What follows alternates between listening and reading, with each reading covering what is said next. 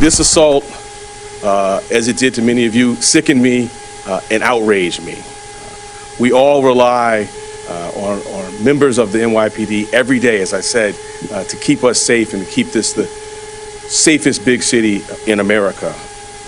As a lifelong New Yorker, I do not tolerate attacks on our police officers, and certainly I do not as Manhattan District Attorney. So let me be clear, plain and simple, the behavior depicted, many of you seen, is despicable. As I said, collaboration really is the key word here. Today's indictment follows a painstaking joint investigation between the NYPD and the Manhattan District Attorney's Office, involving a number of investigative steps. Video, some of which you've seen in the public forum, additional video, body-worn cameras, interviews, and a number of covert investigative law enforcement steps that we're not at liberty to discuss. The level of review was meticulous because it must be. It must be because that is the work we do day in and day out to present cases in a court of law. We had to ensure that we identified and charged those individuals who actually committed criminal acts in this matter. The only thing worse than failing to bring perpetrators to justice would be to ensnare innocent people in the criminal justice system. Based on our thorough investigation, I stand here today confident that we have identified the roles of every person who broke the law and participated in this heinous attack. There's been a lot of information in the public forum, a lot of misinformation, and so I want to take some time. This may be a little bit different than other press conferences. I really want to walk everyone through the charges here, some video. We have some still footage taken from video, and I want to really focus on each individual's charge role. These are, of course, our allegations. As many of you know, the 5 who were arrested last week, Mr. 𝗙𝗢𝗟𝗟𝗢𝗪, Mr. Juarez, Mr. 𝗙𝗢𝗟𝗟𝗢𝗪, Mr. Reveron, and Mr. Brito.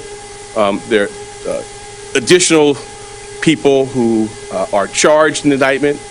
As to them, since they've not been previously arrested, the indictment is sealed as to their names, but the indictment in total is 7 individuals. The 5 who have had their charges unsealed all face felony charges. 4 face a top charge of assault in the 2nd degree. 1 faces a top charge of tampering with physical evidence. And as I said, the remaining 2 charges are unsealed. I want to, and if the mayor and the chief will indulge me, walk through. I mean, we all now know the date and the time. The matter begins with an interaction to 220 West 42nd Street around 8:30 p.m. 2 police officers instructed the defendants to move along to West 41st Street. An officer eventually grasps Mr. Brito and moves him toward a building. Thank you so much. I appreciate that. Brito then attempts to escape and struggles against the officers. And then we move on to what I want to walk you through here. So we start with Mr. 𝗙𝗢𝗟𝗟𝗢𝗪. These are still photos taken from video. He's charged with grabbing, or his offense conduct, I should say, is grabbing an officer, and as you can see depicted here, kicking another officer. The charge is assault in the 2nd degree, 2 counts, and in addition, obstructing governmental administration. And I want to do this for each of the charged defendants. And these are, of course, our allegations, our charges. We must prove them in a court of law. Mr. Reveron, depicted here in all white, the alleged offense conduct is grabbing, pulling, and throwing 2 officers to the ground. You can see his 2 hands on the back of one of the officers. Again, these are moments in time taken from the still footage, taken from the video footage. The top charges against Mr. Reveron are 2 counts of assault in the 2nd degree, which is a Class D felony, and again, a charge of obstructing governmental administration. Now, I want to move on to 2 individuals, Mr. Juarez and Mr. 𝗙𝗢𝗟𝗟𝗢𝗪. Neither of them touched either by kicking or pushing or grabbing the officers, but they engaged in other offense conduct. The thumb was a little too strong there. Go back, slide. This is Mr. 𝗙𝗢𝗟𝗟𝗢𝗪. You can see him a bit off to the side from the officers. The video depicts he is about to or just has struck with his foot a radio camera, a radio of one of the officers. He is charged with assault in the second degree and also assaulting governmental administration. I should maybe pause and remind everyone that, in addition to a principal liability under our code, we also have accessory liability for those who aid and assist. Mr. Juarez, depicted here in a gray jacket with his hands in his pockets, he watches this assault from a distance, but eventually gives up this gray jacket that he is wearing to Mr. Brito, another one of the charged defendants. And then ultimately, Mr. Juarez also took an individual's jacket and put it on himself before eventually discarding that jacket.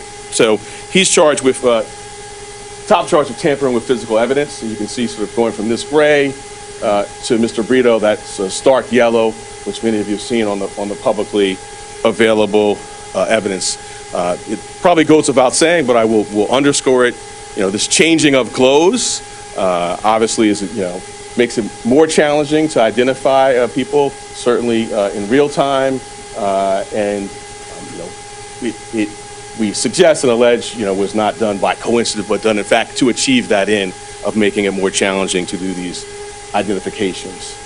So Mr. Brito is quite literally at the center of this assault. He's the person on publicly available footage who's in the middle. He is the person who is wrestling with and doing other things with the officers on the ground. He fled the scene and then was arrested on January 31st. And as many of you know, he's been held on bail since February 1st. He is charged with 2 counts of assault in the second degree, obstructing governmental administration, tampering with physical evidence, and hindering prosecution in the third degree. So we have 2 other individuals that are under seal. The general conduct charged is that they assaulted the officers, kicking and grabbing their legs. But since they were not previously charged in complaint, those names are sealed. So I next want to move on and talk about 4 other individuals, and we'll talk to you about their offense conduct. You'll see some of the challenges in the investigation. These are some of the best photos taken from the video. They are not, frontal close-ups, so they depict the conduct. But let me just walk through them. The first individual, red sweatshirt, white hat on the far left. It is our contention that he kicked an officer's head multiple times and grabbed and pulled the collar of another officer. He is unapprehended. Again, we know from these stills it's very challenging to identify persons, but one of our hopes today and one of the reasons we're here today is the totality of this, the aggregate, hopefully will help the public, help us to locate individuals. The second individual shown in the black puffer jacket, his head sort of turned down with the cap on, our contention is that he kicked an officer in the head. And again, just to underscore, this is some of the most significant conduct we see on the video, and really do want to bring these folks to justice and find them accountable. The third showing, well, actually, let me go to the showing the pink sneakers. I don't know if you can make it out, and I apologize if I'm blocking it. Kicked an officer at least once.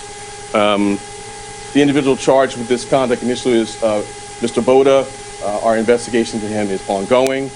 And then coming back to our fourth individual here, he's seen kicking an officer in the foot. So in the aggregate, we hope that being here today, one, to sort of let you know what the charges are, but also side by side with the charges with this conduct, very serious charges, conduct, to hopefully to enlist the public's support.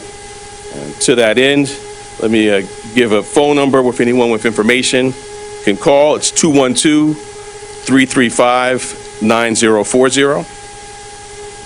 I thank you for your patience on these important matters. Our job is to follow the facts, build cases that stand in the court of law so we can get accountability, and we will continue to do so. I'm privileged to do it with great partners in the NYPD and with great leadership from our city. So I now want to turn the podium over to the mayor of the city of New York, Mayor Eric Adams. Thank you, Mayor. Thank you. Thank you so much, District Attorney Bragg, and the entire our investigatory apparatus.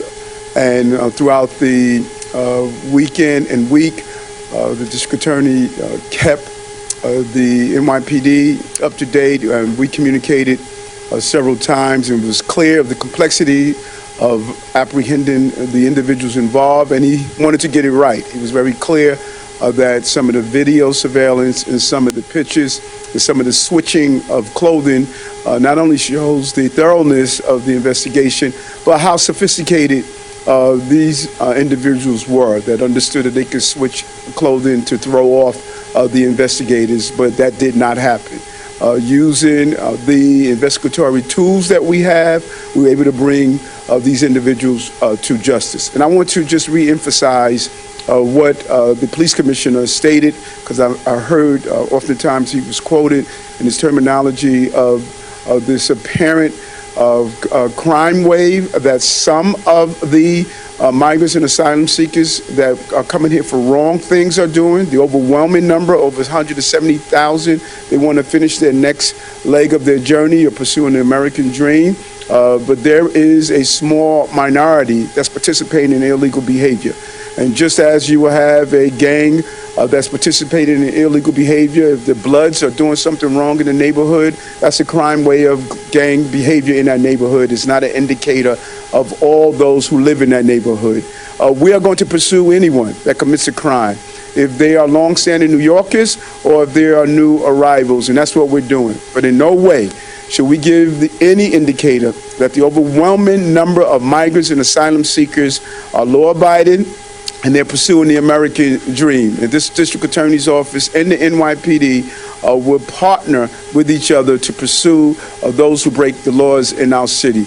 This was a despicable act.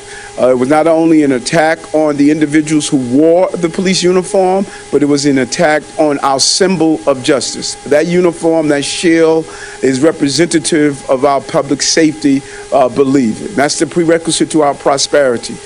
We did our job in making the apprehension. The district attorney is doing his job of doing the prosecuting, and if they're found guilty and if suitable, the federal government should do their job in deporting them from our city. If you commit a dangerous, violent act, we're all going to do our job. The three level of government has a role to ensure public safety remains in the city and across our entire nation. Again, I just really want to commend the DA for their discipline, for how they meticulously went through this case to make sure the individuals who are involved, we are apprehending the right individuals for doing a act that we witnessed all. It was a chilling act that all of us witnessed. Again, thank you so much, DA Bragg. Thank you, Mr. Mayor.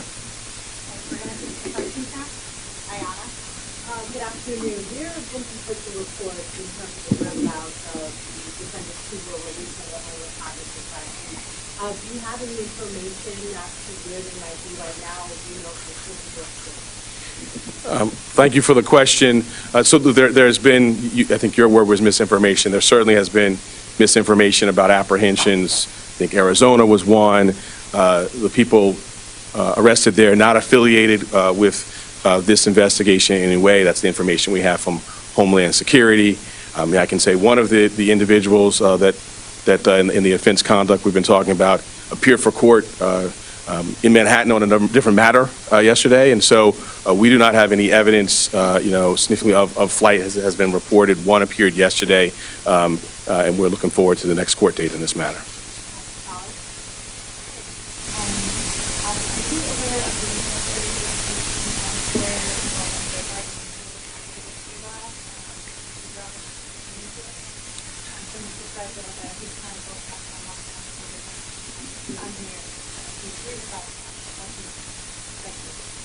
So I've seen the video I believe you're referring to. It's in the public domain. It's disturbing. We're going to do what we do on all of our matters, right? So I think there are people speculating and using the legal phrase, you use hate crime. We don't make assumptions. We investigate and look at the evidence. So we'll do what we do in all the other matters, follow the facts.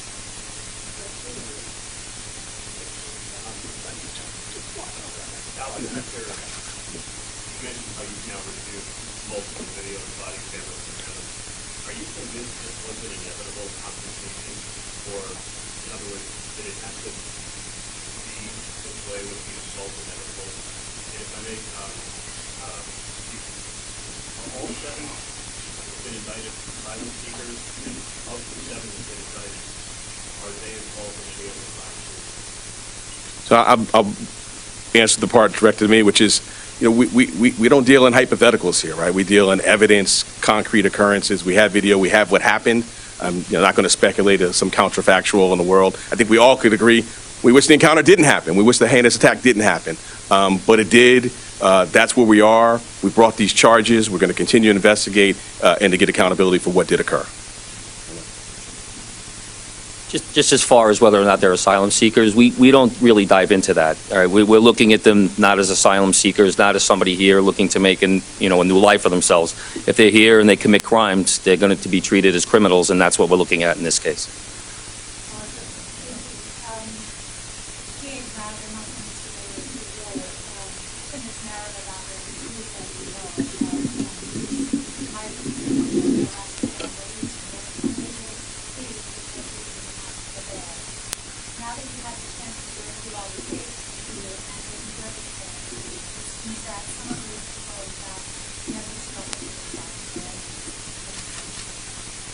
Would you have done anything differently now that you took back? Can you explain your downgrade your person in one of them?